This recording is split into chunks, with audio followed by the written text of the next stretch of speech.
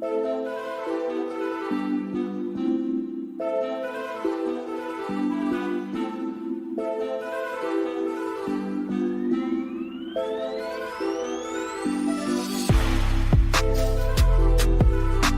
it anybody out there?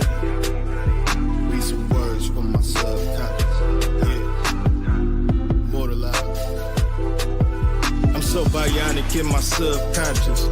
I be spitting, I never run out of options. Wisdom and logic. Predicted it like a Nostradamus. I meditate in silence. So much inventory in here. Anything you need, you can find it.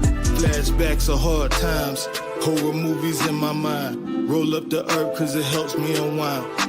Look around here, ain't no telling what you might find. Old crimes that can't even escape my mind. Traveled the world, took so many notes, wrote many quotes. All I seem to have is time, but tell me where it goes. Euphoria, paranoia from way before. Operate this computer with ancestors' codes. These be some words from my subconscious. Is it anybody out there? What words from my subconscious? Is it anybody out there?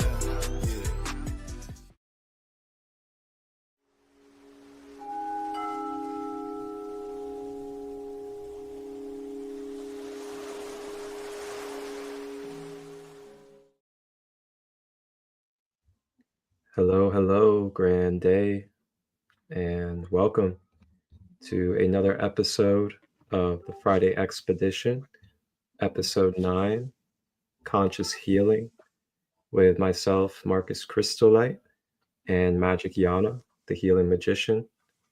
Thank you guys for all tuning in. How are you today, brother? I'm doing very well. I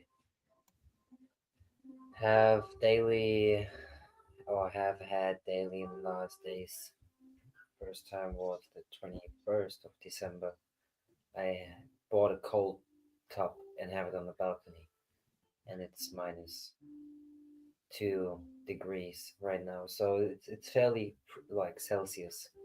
You know, it's fairly freezing, snowing outside, and having the cold plunge in the morning and sometimes in the evening really does some amazing things with me. So, you know, talking about conscious healing, this kind of helps me to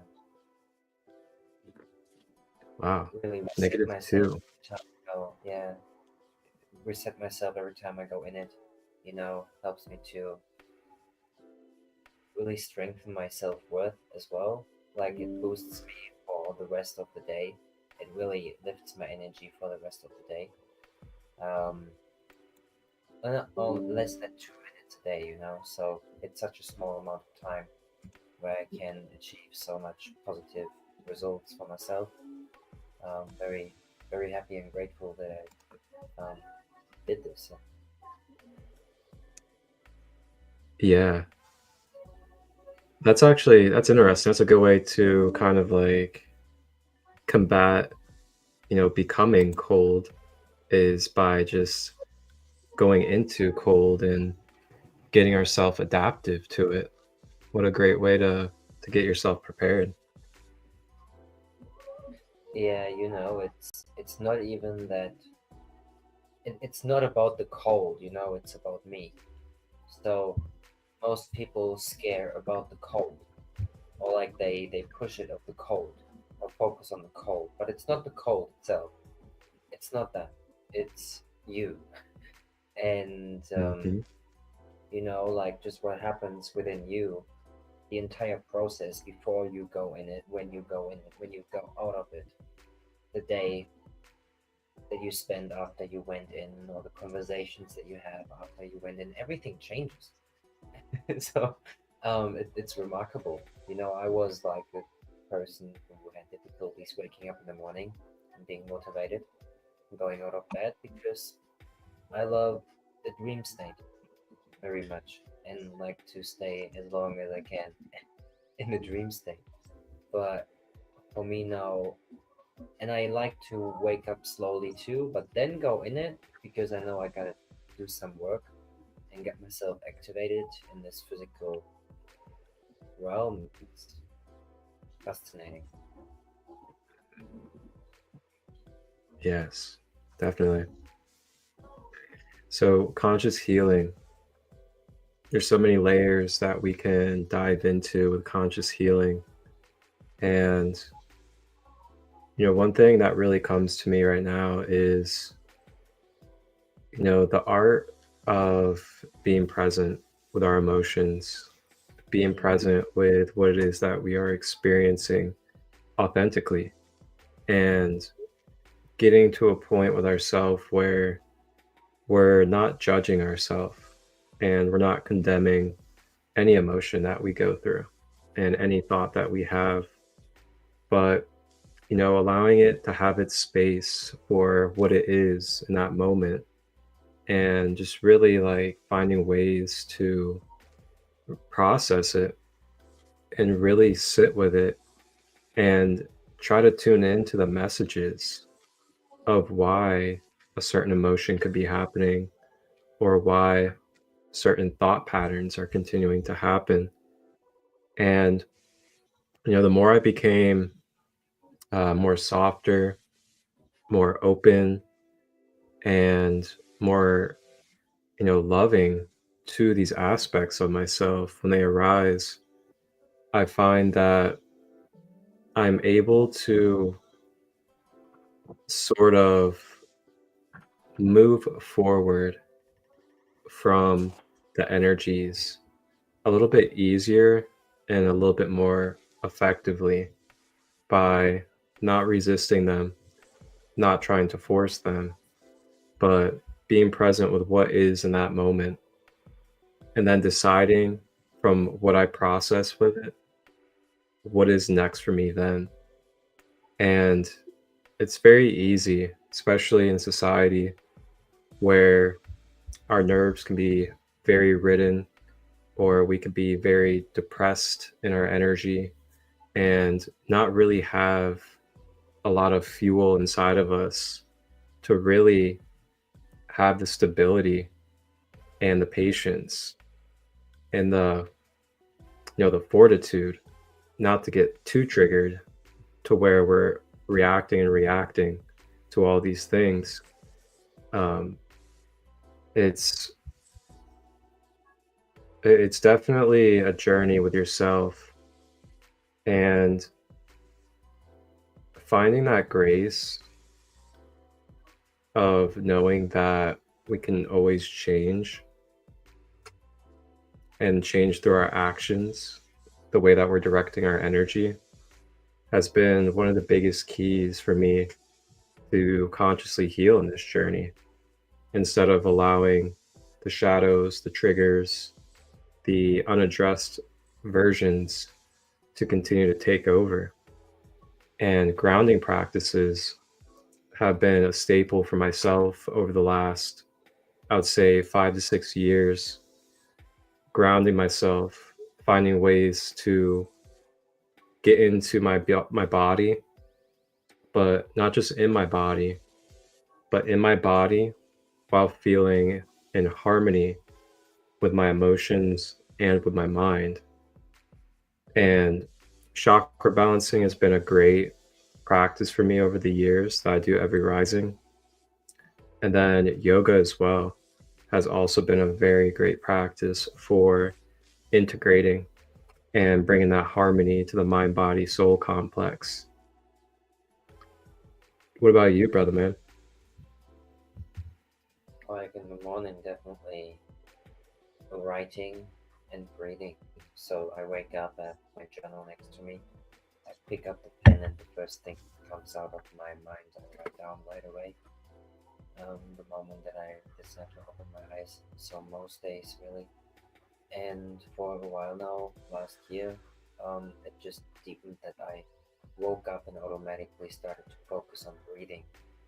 Um, so the importance of the breath, definitely, meditating, doing some breathing exercises in the morning, or even when I run late, or I decided to lay in bed longer, to stay in that sleeping state. But the moment I wake up, or like I go up, I start focusing on the breath, and to create that space that you were talking about, Now we can do this with our breath, and when we lengthen our breath, we can practice it through lengthening the exhale when we're breathing, moving the energy up and down our spine, or just like maybe counting numbers whilst we're breathing in for 5, out for 7, in for 3, out for 5. If you can't breathe so long in, and even when I go into the eyes, the only thing I focus on is my breath, and at the beginning. And once I'm over the worst part, like I'm not even thinking about my breath necessarily any longer, because I'm just there in my own awareness of what I am experiencing in this current moment and what it does with me. The amount of peace that comes in when I allow the cold in as well. I'm not fighting it. I let it in, and it's the principle of the diamond. The diamond is not resisting the pressure that it's being made under. You're not resisting the pressure, you're being formed by it. And when we allow ourselves to be formed by light rather than trying to manipulate the outcome, through negative thoughts, through manipulative thoughts, we can even think about something positive and destroy the outcome. So whatever we do, we gotta be clear about our why we do it and what we do. The why and the what we do, and the how gets easier. When we know the first two, the how gets easier. And then you can ask yourself, do I want it? Because many people say I can't go into the cold. So they consciously or unconsciously say that they can't before they haven't even tried it. This doesn't even exist, and I realized as a young child that every time I said I can't, I didn't want it to, when I was totally honest to myself. So I see people talking about I can't do this, but what they actually mean is they don't want to. They're just a little mixed in the way that they communicate.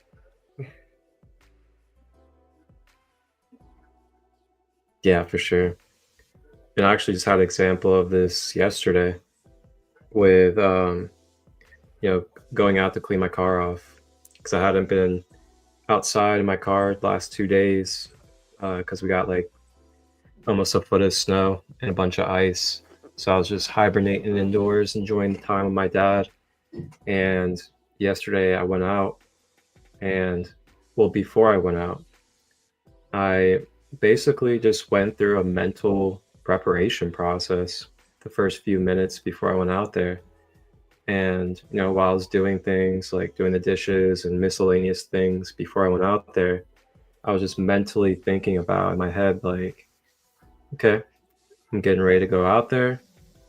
It's, what we can call quote unquote cold weather, but I'm able to adapt. I'm able to adjust. I'm able to get myself generating within to be strong enough inside that I'm not going to allow the outside to absorb me and take over me.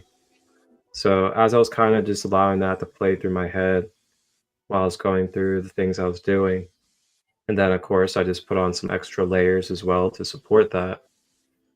But then, I have the internal in gear with what it is that I want to align with, which is not being absorbed by the outside, not being taken over by it.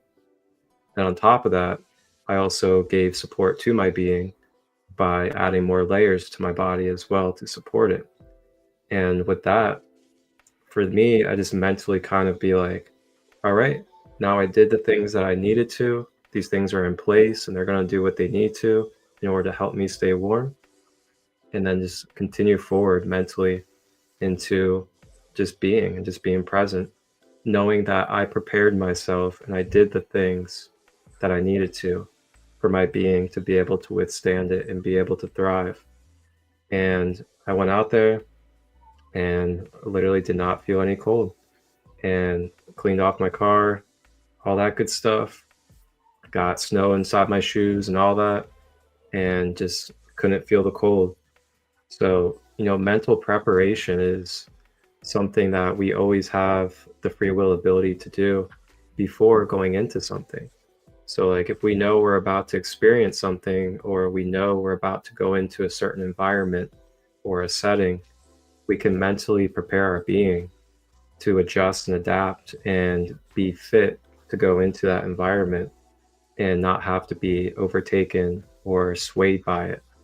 And this is really about anything in life. It doesn't have to be about cold weather. It could be about, your job, um, next game in your sports game. It could be about the podcast you're about to do, the lecture you're about to give in front of 100 people. We do this all the time, that mental preparation of ourselves. And sometimes we're preparing ourselves into negativity instead of positivity and strength. Sometimes we're dwelling so much on the negativity and on the toxicness of something that we're preparing ourselves for more of that energy and for our own energy vibration to then be in that as well. So, power of the mind is definitely big, and we can really direct the way that our being and our energy is orchestrating, and the way that it's utilizing its consciousness in itself through the way that we direct our mind. Um, so yeah, it's definitely a key thing in this journey. And I wanted to bring up, since we're talking about conscious healing, um, boundaries and accountability, especially through the healing journey. And like, really, when you're on different sides of the contrast, there's accountability and boundaries depending upon where you're at and who you are, that can resonate for you. And I see a lot nowadays where we could have not clear boundaries, or not be clear with our communication of what it is that we could want or need to best serve us in a relationship or in a connection, or with things that we're interacting with. And then we can find ourselves stepping into that field with them, and then we get triggered by something that they do or say, or that we experience. And then we have old energies from the past, or traumatic energies, surface up within us. And this is where, conscious healing is a great topic for this, because I feel like, it's a two-way street with accountability. If we're not being accountable for our own self by being aware of ourself enough of, okay, how am I going to navigate these triggers when I'm around others, or when I'm in a relationship or in connection with people that I'm continuously getting triggered by, even though they are doing pure, innocent, kind, and loving things. And having boundaries and really knowing, like, what is it that I can put in place for myself? Or where is my kind of like pause button for me to be able to not start projecting my old fears, or projecting my old distortions onto this other person that is doing nothing more but trying to love and care for me. And I feel like it's a very deep topic for all of us as humans, as we go through this journey with space holding and also being vulnerable. What do you feel about that? Do you feel like, there could kind of be like boundaries for both ends, and also like accountable communication as well? Yeah, I believe that we have to be accountable for every single thing that we do. So it's a deep topic, because how many of us say words every single day that they do not mean, or they didn't mean to? Oh, sorry, I haven't meant to hurt you, or those things. Um, it's been with me my entire life, so it's very interesting topic for me to talk about. And um, I know that this specific conversation that we have today is very important and for many people.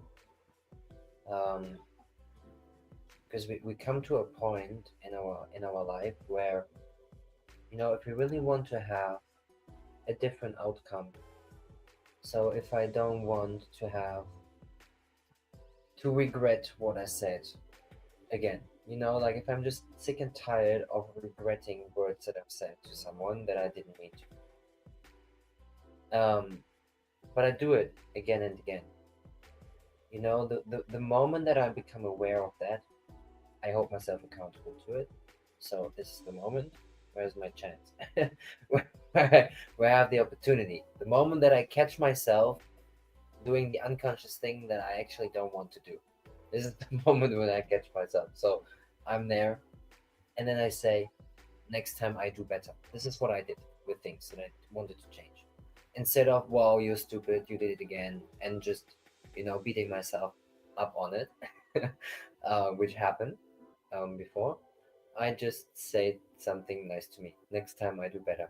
Next time I remember to be kind um, to myself, or next time I remember to whatever, or I do better next time.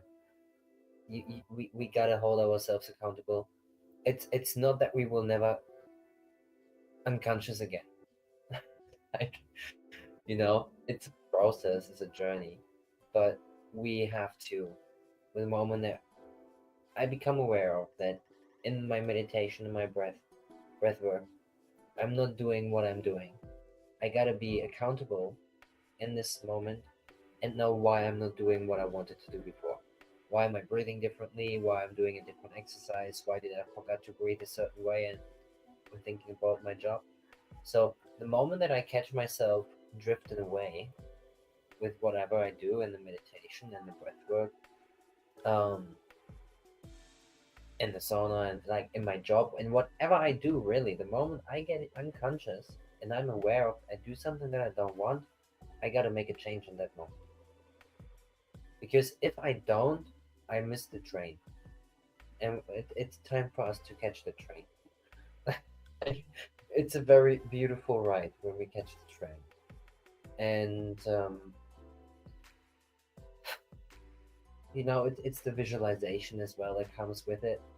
You catch yourself, you hold yourself accountable on it, and then you visualize yourself doing it better next time. Conscious healing, doing the work that I do, like, for me, it's crystal clear that this person will be better after we spend time together. This is for me the baseline, the basic. I visualize, I imagine a great outcome. This is how I start the thing. This is how professional sport players manifest their results, their wins, their medals, whatever, their records. They see themselves before they do it. So we're conditioned to see ourselves fail or to be in competition and never be enough. So we gotta change some programs within ourselves in order for us to know that we are enough, that we are unique, and whatever we do in this present moment is right. And I just have to take myself one step at a time, be accountable for one thing at a time, and move on. Don't try to do 20 things at once. It does not work. Know that you will do them when the time is right. Don't overthink it. This is what I can say to accountability and some more layers to it. Yeah.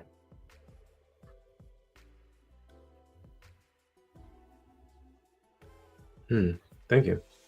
Thank you for sharing that. Now, I got another, kind of like situational experience question for you. Now, say we're in a connection and we really care about this connection and we want to be able to continue to grow with this other person in the connection or people, whatever it may be. And you continuously are trying to give, care, you're trying to give love, you're trying to be there, but they are in a state of a lot of wounding, a lot of trauma. And, you're trying to build the connection, but there's a lot of triggers that keep coming up for them while you're just being loving, being kind, and just expressing. And those triggers end up becoming projections, like heavy projections. And there's no accountability being taken from the wounded projector, the archetype in this scenario. But you really care about this person, and you really want to make the connection grow, and you really want to be able to do it with them. How do you really navigate that kind of scenario with boundaries, or if you've ever faced a scenario like that, how do you navigate it typically? I run against the wall too many times until I love it. Because they won't change. They won't. Everything that you describe as they won't change. They will never change. Everything that you think they, which is outside when you speak that way, they won't change. So who has to change? It's me. Yeah. It's me who has to change. So also again there, if I have the feeling this person isn't accountable for their own deeds and is misbehaving again, making me sad, but I just want to love, my focus has to go inside, and I gotta check in with my values and be clear of what I value in my life and hold myself accountable to my values. And if that person isn't respecting my values, why is this person in my life? So, is this person in my life because I don't respect my values? Is also what I gotta ask myself. So, I gotta find back to me and what I allow this person to do with me, because I wouldn't be in a relationship if I have learned out of it, because it happens again and again and again and again. And I say it again, like, I run against the wall many times. I was like, the first 100 times I was not quite evolved in my human capacity. I was young and wild and just did it. But the moment that it became clear to me, the more I did it, the worse the feeling in me got.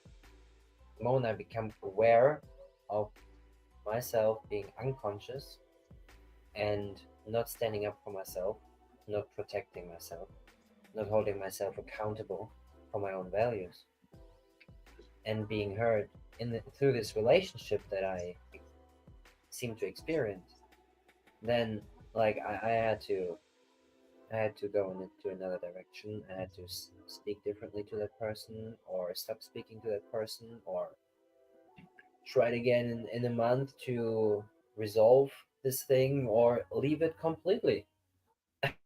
How many people in our lives we had amazing times with, but we never exchanged contacts and they just left. But we still have them in our hearts. But how many people treated us like shit and we still carry them with us?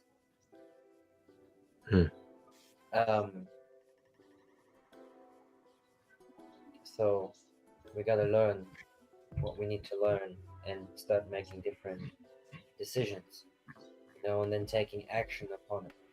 Not just making a decision, you gotta take action after you made it. So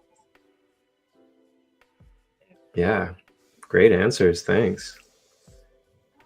I'm sure there's many of us out there that are either going through this now, or gone through it, or will be going through that type of scenario. And it can be tough, it can be really tough, especially if you have a big heart and, you're not as conscious with your boundaries. You can very much play the tug along game and drag the other person, get dragged by the other person if we don't really address these kind of things in the ways we need to. And one thing that has really helped me be able to mentally prepare myself and mentally find it perfectly okay to just walk away or to be able to let go is, taking a look at myself and being like, okay, I'm like at the point where, I'm not doing anything negative towards this person. I'm not like demeaning them. I'm not doing anything like, untrustworthy or demeaning to them. And I'm really, being as peaceful and loving as I can. And I've really, I've done what I can.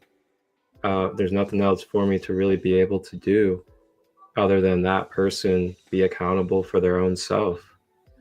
And if they can't do that and take the steps to either, take their own space or do whatever they need to, then perhaps I got to do it for us both. And that can be tough. That can come up in relationships. It can come up when you're trying to help someone that's going through addiction. It can come up with, controlling family members or controlling people around you that just do not want to step out of their own self and the things that they are continuing to loop in. And along with that, just holding compassion and holding love, trying not to let that kind of like turmoil energy kind of start to bubble up. And then we kind of start to feel like we don't like that person anymore and stuff like that. I always find like if I ever start to get to that point and I start to recognize that, then that's when I definitely gotta cut the cord and I gotta let go, because for something to become very pure and loving, and that's what you really were delivering and wanting and doing with this person, and then for experiences and shadows to then start to dampen it, I'd much rather just recognize it, address it, and let go. Or, recognize it, address it, try to instill conscious boundaries between each other in a respectful way. But then, if those boundaries aren't being met and these things aren't, being done for the best of everybody's well-being, then, like we said, you just got to take that step and do what's higher for everybody, even though it could hurt your human heart or it could hurt your human self. Sometimes we got to take that step into the higher self and do something that's a little bit beyond what our human ego wants to do. Ooh, yeah. And we play both roles throughout this life. And I'm sure a lot of us have been on both sides of it. And there's much to learn from both sides when it comes to that. And, another part of like conscious healing is, when you're in those shadowy moments and stuff, taking accountability of that energy and, recognizing, if you can, in those times, okay, if I really put this on people, if I really, spew all these projections onto people, it could really affect them, could really alter their life, could really change the way that their soul is traveling through this earth plane. And if you do end up unconsciously projecting, giving yourself grace, but then after giving yourself grace, acknowledging it with the other person, or apologizing in some type of way that feels authentic to you, of just acknowledging it, acknowledging the behavior, and trying to do better moving forward. But like I said, you can't control people. We can't change people. If we can't take accountability, then it is what it is. And it can definitely get tough when accountability doesn't want to be held, because then it becomes kind of like a very imbalanced dynamic where one person's upholding accountability and integrity while the other is just doing whatever. And it's, yeah. So it's definitely a deep topic, very deep topic. Extremely, yeah. It's the tension in between that lets us grow. We wouldn't grow without the tension. This is why intention is important. Many people try to escape the tension in life, but this is the same that as I start with this and I end with this. The ice for me allows me to be in that tension, and to really hold that energy and let it flow through me no matter what. So, yeah, back to you.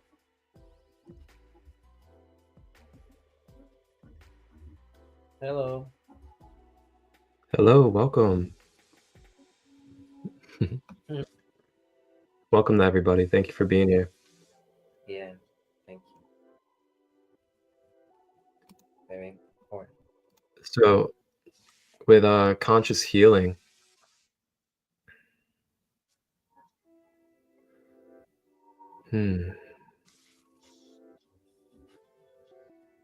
We gotta do a second one. Yeah, it's a good one.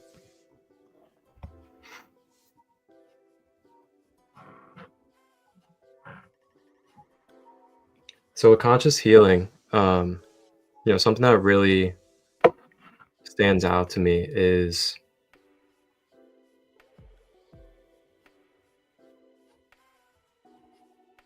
kind of like tuning into and feeling the rhythms of where our spirit is flowing, or where our intuitive nature is flowing. When we're more present with ourselves, we can feel, at least for me, I can feel my internal system and my energy flow kind of go in the motion of what feels most natural for me. And what I mean by that is I will naturally feel when it's time for me to be exerting energy and creating. And then I'll also naturally feel when it is time for me to recharge and rest and self-care. That masculine and feminine energies. And through my journey, I found honoring those flows as they come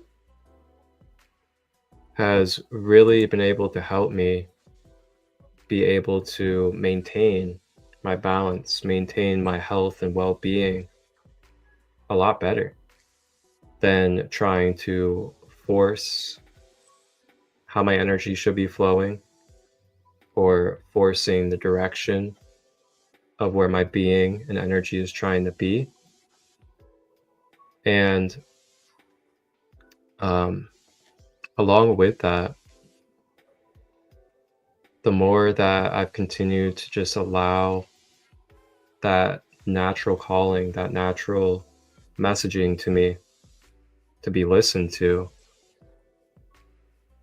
I found myself also having more fun and more security within myself of being exactly where I need to be, due to the harmonization of what my spiritual intuitive energy is guiding me with, and anchoring that into the ego self, or the lower nature, as just what it is. And something that I found very helpful as well with kind of getting training the ego or getting the ego to be more comfortable with listening with the spirit and adjusting when it's called has been finding little ways creatively to insert, whether it is inner child things or it could be something that has always been connective and brought a spark to me since childhood all the way up until now. I'll find ways to kind of introduce those things and blend them in with my practices, or I'll blend them in with the things that I do. And when I do that, and I put these different tools and strategies in place for the different type of archetypes that we move through in the day, then my human self or the ego self feels more of a connective as well as innocent and playful energy with what it is that I'm doing in my practices. So, for example, when I introduce, Dragon Ball Z things into the way that I'm creating or into the way that I'm using my self-care time, it helps my inner child, it helps my human self feel more connected and also find more joy and a spark in what can be very mundane and dull spiritual practices. And um yeah, I'll just leave it at that. Hmm. Yeah, inner child is another topic. Like we gotta have fun. I was a serious one. I think I talked about it. I felt I still sometimes like not that much anymore, but to be too serious, like I really allow myself and try to have fun along the way. It was a serious childhood for me. I haven't had much fun with what I've seen and kind of was in. So it was lots of pressure that I couldn't fully relate to. Let me say it this way. I couldn't relate to that pressure that I was feeling as a child. No, I can relate to it a little better. Much better actually. So yeah, deep topic, man. I could go on and on and on. It could be a name of a podcast as well. Conscious healing podcast. Yeah, for Um, sure. you know, um, so much needed. Stronger guided meditations. I do them from time to time, but I'm not sure if they work immediately or after some time. It really depends. It first depends on the resonance that you have with the one who is doing the meditation, as an example. Guided meditations, you gotta resonate with the energy that it's being made with, the voice, the tone, like everything. And you gotta be intentional on why you do what you do. Don't expect something from your egoic mind. Try to be open to receive what's best for you. And then any guided meditation is usually helping you towards that if your intention is to receive the best, no matter what that is. It's not up to our ego to decide upon what's best for me to receive in this guided meditation or not. So, are they powerful so we're not done live? They both have benefits, like you can do them privately and just like have some great time by yourself, and also listening with people together on a live. I mean, the collective energy live is definitely something special we all should experience together. Yeah, every activation is good repeating. Or to remind yourself of the activation, because many people do this with their bad experience. They travel back in time and experiencing trauma all over again. The same you can do with experiences that you like. you can go back and remind yourself back in time on how beautiful that is and how much it gives to you. So activate, activate, activate. Like, stay activated. You know, For and if you sure. feel your, then activate yourself. Don't forget to ground yourself as well. Oh, important. Gotta have Also, that balance. yeah, and the herbs, herbal tea. You know, As they say, your branches can only grow as deep as your roots are. bro. You know, if I start talking about transformation, people usually, I usually scare the shit out of people. I'm not always like, you know, I can be very when my serious child comes out. Yeah, there's a lot of buried layers, very Oh, thick down there in those lower animalistic chakras that people are it's a little timid and afraid to touch. Um, and we're getting there. We're getting there as a humanity, whether it's easy or tough experiences that are going to get us there. We're definitely getting there. mm-hmm. And to just give a little bit of my perspective as well with the questions. Um, yeah, so for me, I see a lot of these questions are kind of like both questions, as in like it's it's powerful whether it's live or if it's physically in person.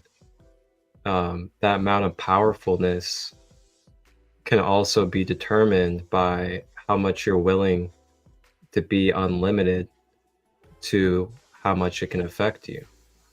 So if you're sitting there with the mindset, oh, they're doing this meditation, but it's online and it's through a screen, therefore it's not going to affect me as much, then you're kind of assimilating that experience to come into play with what you're receiving and what you're experiencing.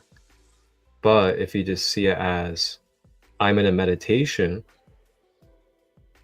and that is what it is, then you just receive and be a part of the meditation for what it is to you in that moment. And then along with that also, there's just like Yana was saying, there's different benefits, so to say. Online, you get to do it in the comfort of your home, or you get to do it wherever you're at. And then you can still receive the frequencies and energy, because more than anything, that's what it's about. It's frequencies and it's energy.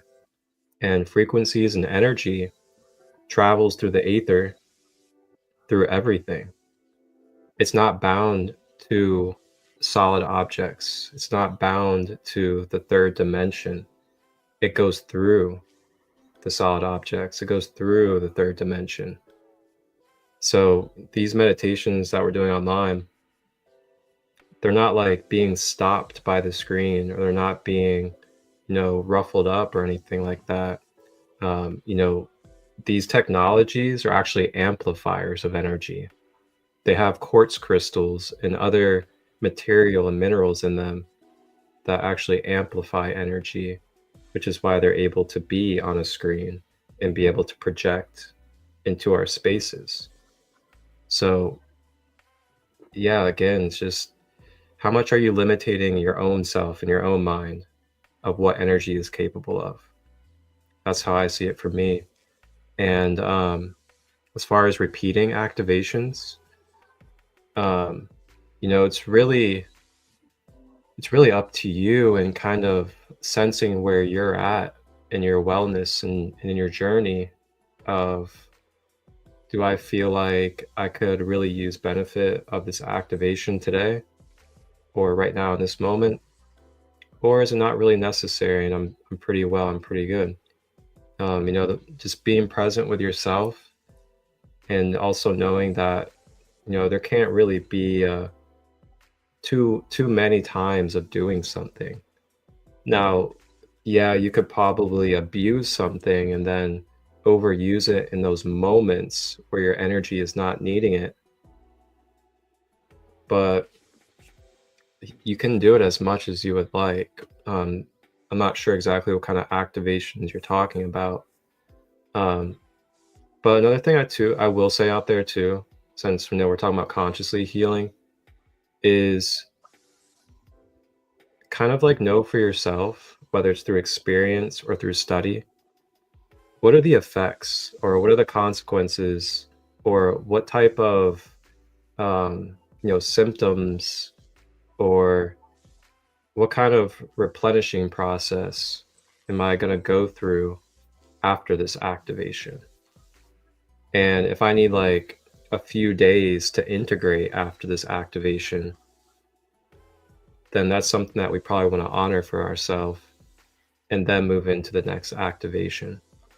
But again, it's up to you, and it's authentic to you and where you're at with your being on when you should be doing certain activations or when you should just kind of just be yourself and continue to flow. And then yeah, so I mean, that's a little bit of my perspective for your questions. I like that. It's very individual, and it's all about becoming your own Google as well along the way, analyzing yourself, observing yourself. The way I do it in my entire life since I can think is I always think about the consequence first, like I'm always going inside myself and feel into it, tune into it, go into my intuition and feel if I do this, like, what consequences could there be? How does it feel? Do I want to risk it? Don't I? Like there are certainly times where, I do daily activations, just really depending on like really what Crystal says, what type of activations. We gotta find our balance in it, in whatever we do, and even if you integration is a big part of healing. We gotta take a step back and integrate and allow ourselves to be present with the change within ourselves. Because only if we're present with the change within ourselves, we truly heal in a long-lasting way. Or like we transform. This is the transformation. Healing is the transformation. Change are the things that lead to transformation. Changes. And then the transformation is the healing. Like healing is done, you transform. Right? Mm-hmm. Like new. Like you haven't been there before. Never before. It's only you. So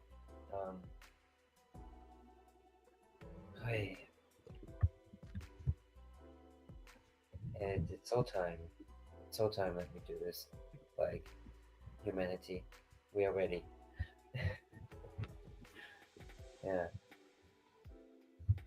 Yeah. So, really it boils down to being present with yourself and just being in tune with what is for you. Like, is this mentally good for me? Or is this feeling emotionally good for me? Is this feeling physically good for me? Am I feeling overstimulated or overwhelmed because I'm constantly activating myself? Do I feel like I'm ungrounded and kind of floating? Or am I feeling a little bit depleted? Am I feeling like I could use a boost? Just tuning in, seeing how you are, and then if there's a practice that you have or a tool that you have, then you can utilize it if necessary. But yeah, last thing I gotta say is just being present with yourself and not feeling like there is a right or wrong to whatever it is that you do choose to do. But remembering that it's a temporary moment, it's a temporary experience that you do move through, and you'll be able to make more choices after that as well. If it's something that you don't like, or if it doesn't resonate for you, or you don't find it helpful.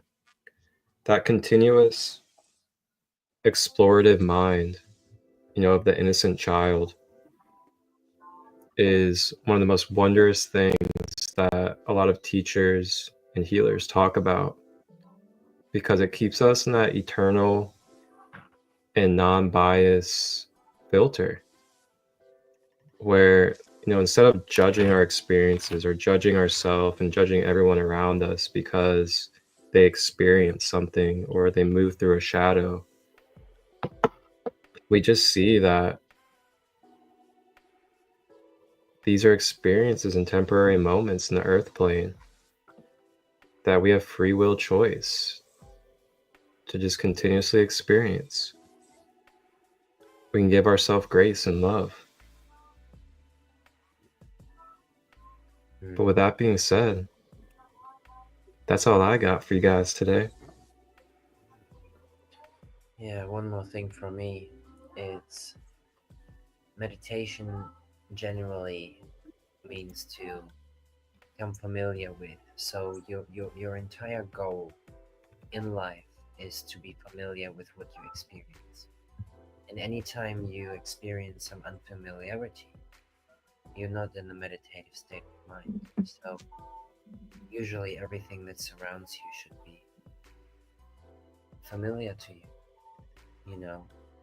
and this is the goal in life, to just know what you know and be very sure about that, be very sure about what you know, and you only have to focus on that. So time for us. And I love those reminders: grounding, drinking a lot of water, walking in nature. We gave you the reminders, but thank you for the reminders as well. Yeah, it all comes back to you. Yeah, definitely. I'd love to do a part 2 of this conscious healing topic and see what kind of things just come up until the next episode to speak upon when it comes to conscious healing, because there's so many more layers that we can explore for sure. Yeah, it's what I'm passionate about, like I believe that the healing frequencies, like it's magic in it. And it's all pattern, it all makes sense, it all happens in divine order, so this is why I came to the Healing Magician, because there is a frequency that I'm aware of my entire life, and it's very healing and it's magic, and the more I tap into it, the more I see the magic happening in life itself, the people that I touch, the way I touch myself has changed. So biggest part is how I lay my hand on my own body, because how I touch myself is how I touch others. And if I learn to touch myself in ways to be present with myself, in ways that I feel safe within myself, then I heal. And it's all that. It's all to finding back to who we are within ourselves. Touching ourselves with love, compassion, kindness with ourselves, first and foremost. And then we see how we touch the world is equal to how we touch ourselves.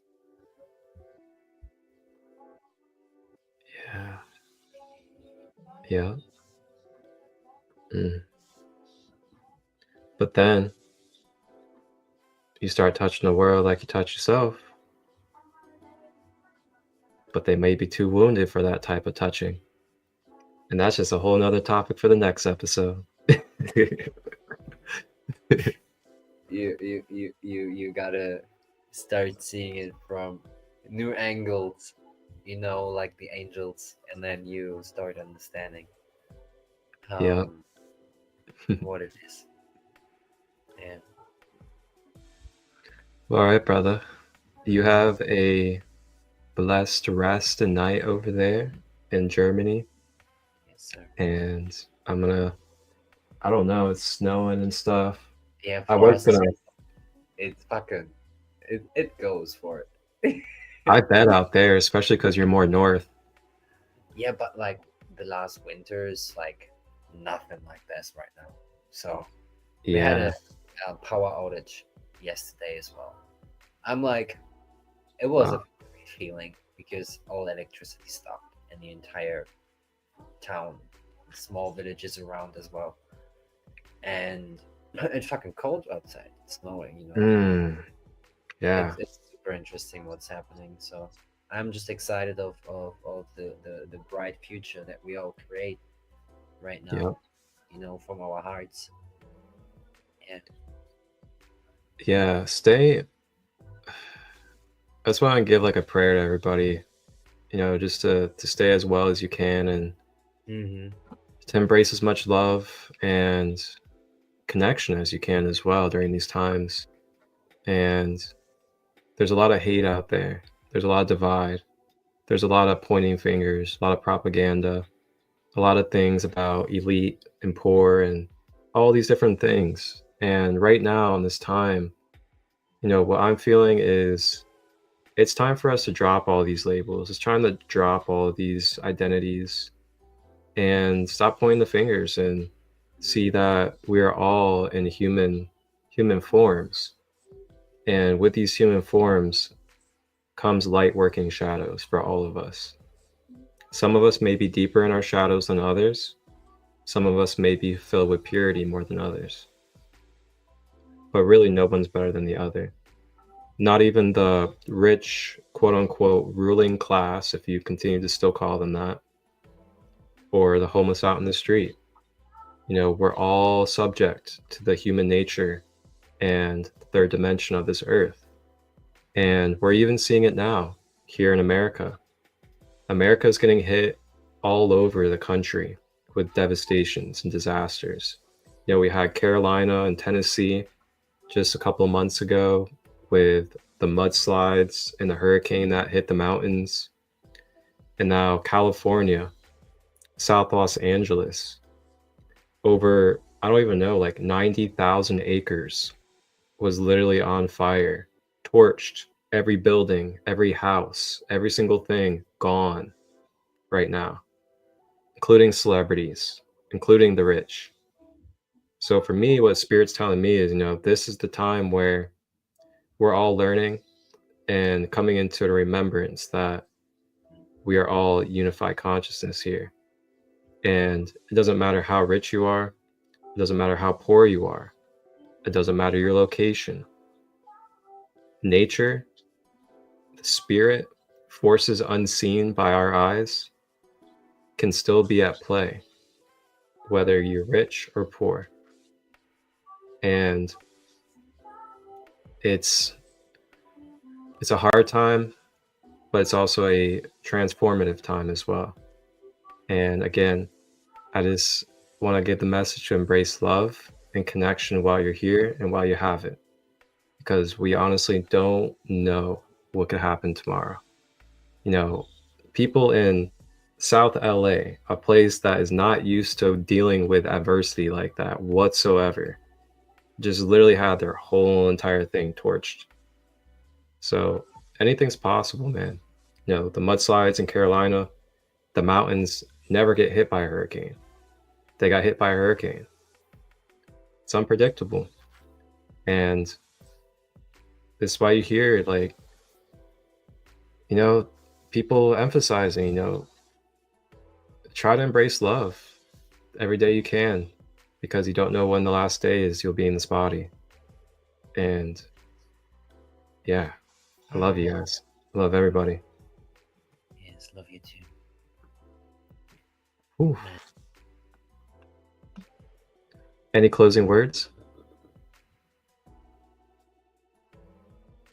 Love. No, I start different. Do what you love and love what you do.